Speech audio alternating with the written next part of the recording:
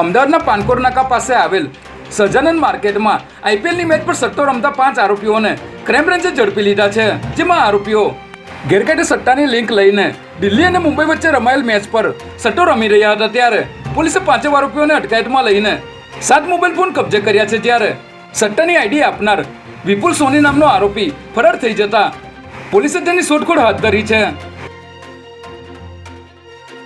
દેશમાં અત્યાર સુધીમાં લોકસભાની ચૂંટણીના 2 તબક્કા પૂરા થઈ ગયા છે. ત્યારે આ બંને તબક્કાઓમાં થયેલ ઓછા મતદાનને કારણે ભાજપનું કેન્દ્રીય નેતૃત્વ ચિંતિત દેખાઈ રહ્યું છે, જેને પગલે કાનપુરમાં ભાજપની એક મોટી બેઠકનું આયોજન કરવામાં આવ્યું છે, જેમાં ત્રીજા અને ચોથા રાઉન્ડમાં યોજાનાર ચૂંટણીઓ પર મંથન અને ચિંતન કરવામાં આવશે.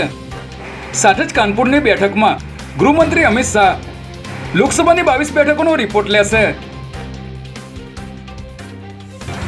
પરસોત્તમ રૂપાલાના ક્ષત્રિય સમાજના નિવેદન બાદ હવે રાહુલ ગાંધીના રાજા મહારાજાના નિવેદનને કારણે ગુજરાતભરમાં રાજકારણ ગરમાઈ ગયું છે, જેમાં ગતરોજ રાહુલ ગાંધીએ કર્ણાટકમાં એક જનસભાને સંબોધતા રાજા અને મહારાજાઓ પર વિવાદાસ્પદ નિવેદન આપ્યું હતું, જેને લઈને વિવાદ છંછેડાઈ ગયો છે. ત્યારે પીએમ મોદી, હર્ષ સંઘવી તેમજ કોંગ્રેસ નેતા શક્તિસિંહ ગોહિલ સહિતના નેતાઓ વચ્ચે વાર પલટવાર શરૂ થઈ ગયા છે.